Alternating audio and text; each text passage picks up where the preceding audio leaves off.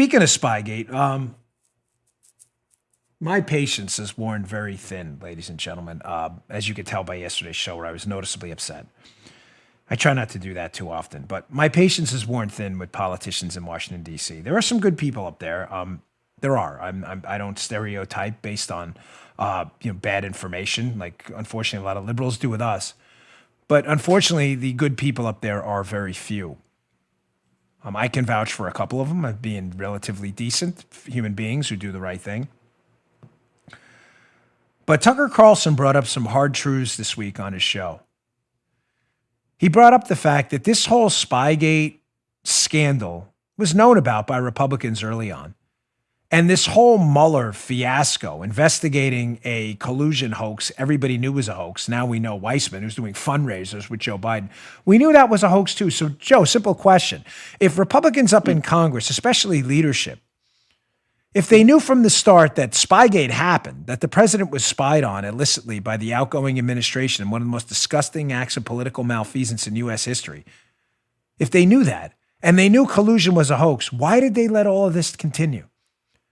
The answer is, sadly, yeah, it is a good question, because many of them are in fact spineless and are part of the problem.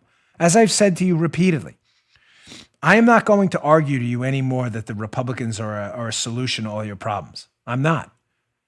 All I can argue to you is I vote Republican down the line because the cause of all your problems is most certainly Democrats, and we live in an imperfect world, and those are two imperfect choices. This is a little bit lengthy. It's about 2 minutes. I don't usually play clips this long. It's from Max Evans on Twitter.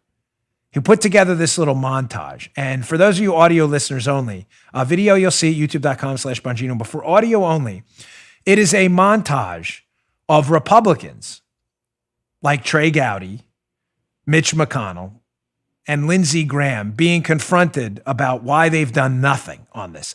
The montage starts with Tucker Carlson asking the hard questions. Like, why the hell did you let this happen? Play this cut.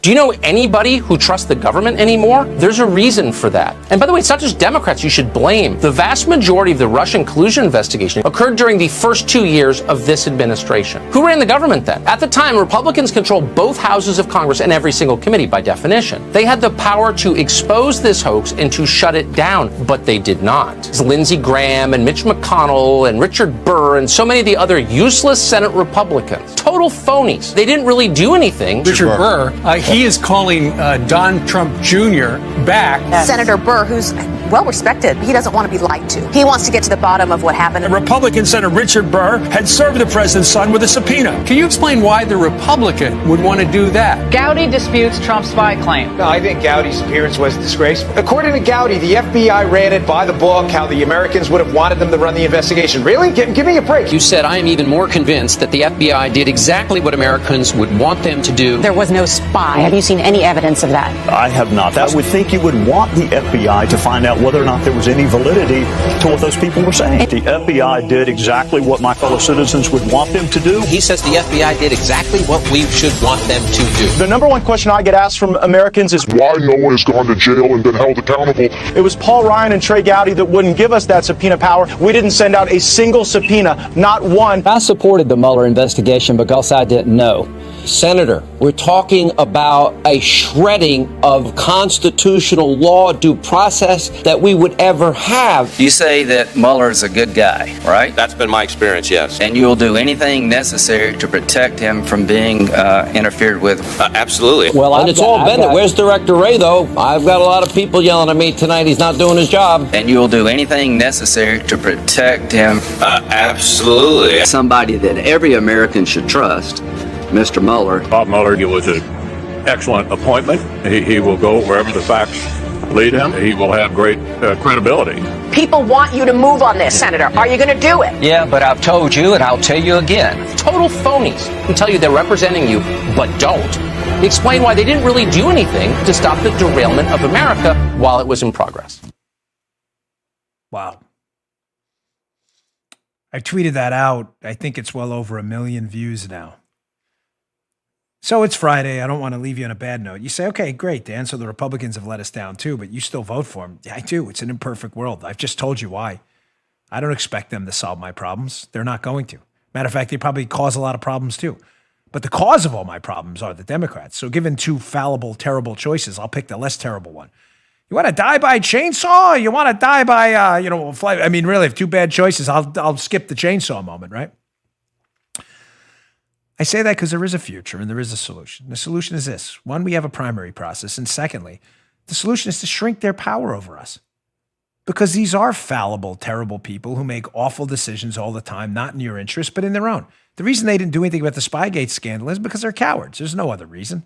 They didn't have the guts to do anything about it. It's as simple as that. They knew it was fake. Don't elaborate on it any more than you need to. Solution is don't elect cowards. And if you do elect cowards, which happens often because we don't have a choice sometime, make these cowards powerless. Let them control so little things over your life. Let's get our government back to a constitutional function that most of your life is left in your hands, the non-cowards. The working American entrepreneurs, moms, dads, cops, firefighters, architects, pilots, people who make it, truckers, electricians. I love the new tin knockers, steam fitters, as my brother always said, you guys and ladies out there, you make this country work. You have the power. There's a conflict of visions, as Thomas Sowell said. They want you, these cowardly people, morons, not bright people like Joe Biden, to lord over your life. That's why we want to shrink government. Let them do little things. We'll take care of the rest.